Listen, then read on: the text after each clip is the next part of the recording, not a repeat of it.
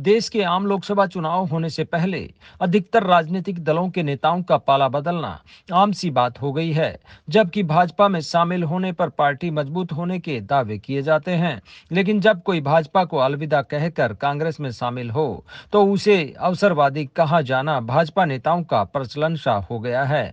यही वाकया आज पूर्व केंद्रीय मंत्री वीरेंद्र सिंह के कुनबे ने जब भाजपा को ठुकराकर अपने पुराने घर में शरण ली, तो भाजपा के राज्यसभा सांसद ने पत्रकारों के सामने किस तरह से रिएक्ट किया और किसानों के मुद्दे पर वे फिर से कैसे तमतमाए नजर आए।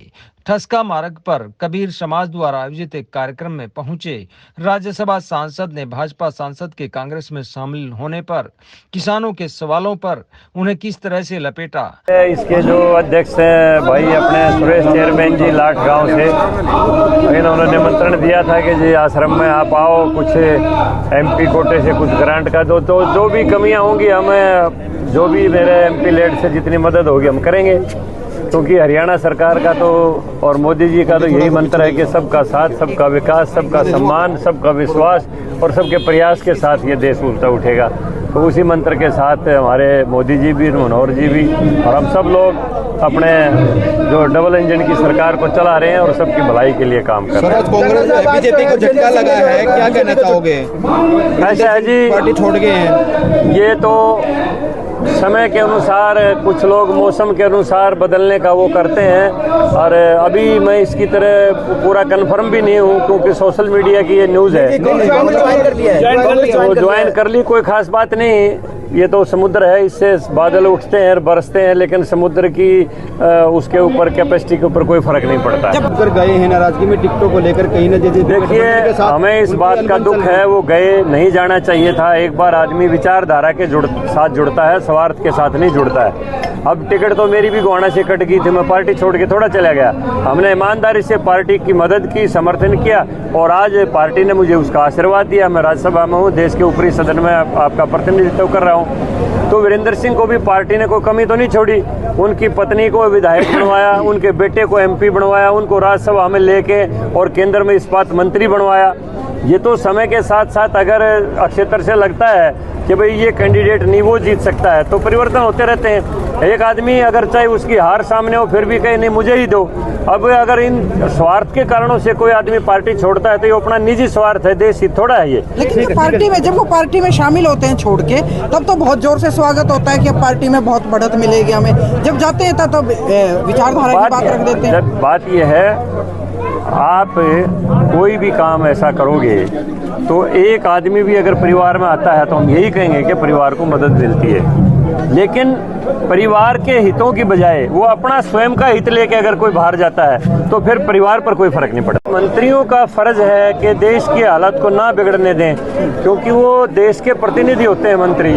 तो अगर कोई गलत है या ठीक है, उसके भी साथ भी संवाद से ही समस्या का हल होता है। तो ये प्रधानमंत्री जी का भी, मंत्रियों का भी, मुख्यमंत्री का भी यही फर्ज होता है कि हमारे देश का या प्रदेश का माहौल खराब ना हो।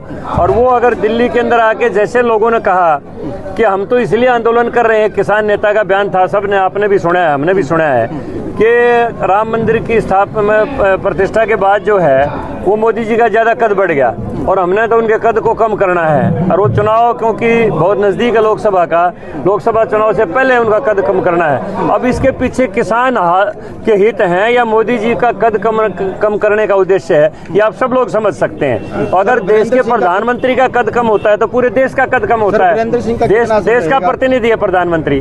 4 दिन पहले और कपूरथला के अंदर मैंने किसानों की मीटिंग ली थी। उन्होंने कहा जी हम पूरी तरह से मोदी जी की नीतियों के साथ हैं और हमारा कोई समर्थन नहीं है किसान आंदोलन को। ये कुछ लोग हैं जो देश का और प्रदेश का माहौल खराब करने के लिए लगे हुए हैं। पंजाब का पूरा किसान मोदी जी की नीतियों के साथ है। मैं कपूरथला के अंदर मीटिंग लेके आया हूँ। ये सवाल आपने पहले भी पूछा है और मैं ये मानता हूँ कि जब 2021 के बाद से हरियाणा प्रदेश में जब किसान आंदोलन के माध्यम से यहाँ पर नशे के कारोबारी आए, उसके बाद से यहाँ पर क्राइम बढ़ा है और नशा भी बढ़ा है।